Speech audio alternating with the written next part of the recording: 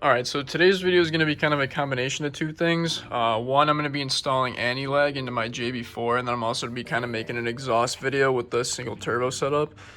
So I'm going to be doing a DIY on how to do the AntiLag, and then after there will be some exhaust clips, and then also hopefully some usage with the AntiLag as well. So yeah. So first things first, we're going to start off with the AntiLag into the JB4. Everybody's cowl setup is different now. But what you're gonna want to do to get to the ECU box is take off the air filters, the cowl, and then the two little plastic things on each side.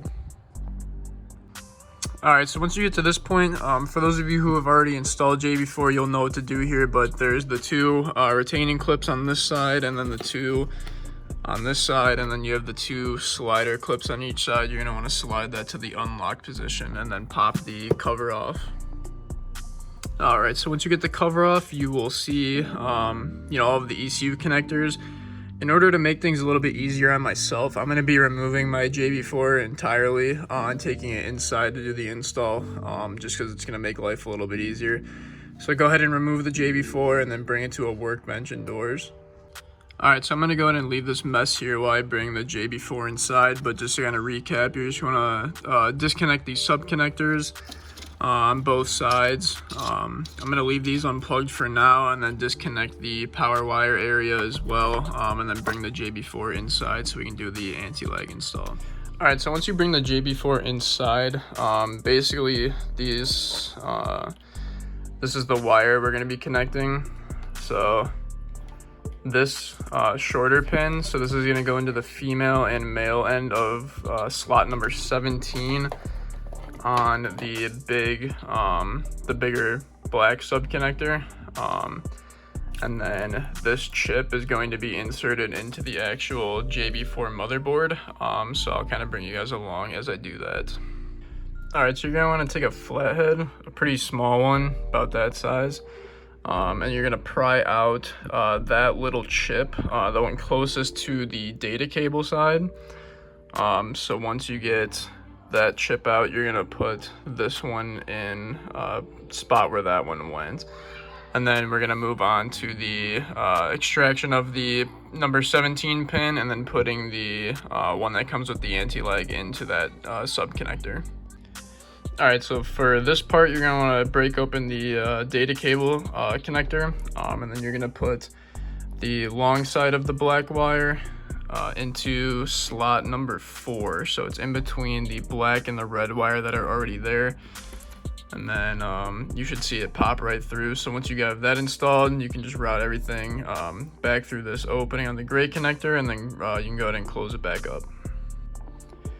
Alright, so once you find slot number 17, it shows it on the female side. You can see 1 through 22. Go ahead and pull number 17 out. Once you get it out, unfortunately for me, I'd probably like the worst case scenario for this. My pin, as you can see, actually got really messed up.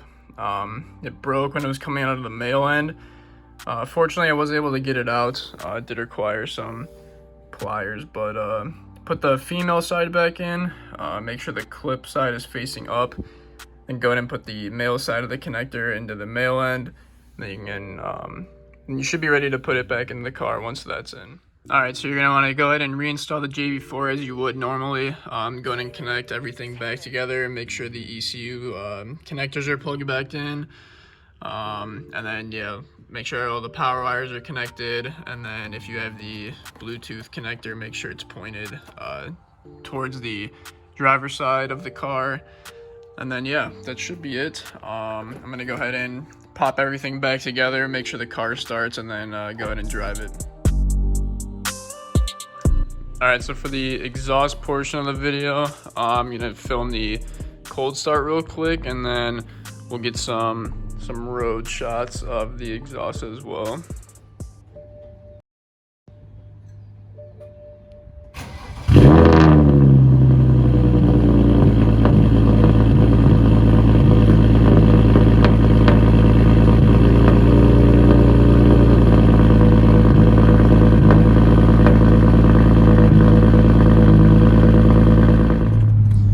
So now I'm gonna kind of show you guys like how you actually use the AntiLag.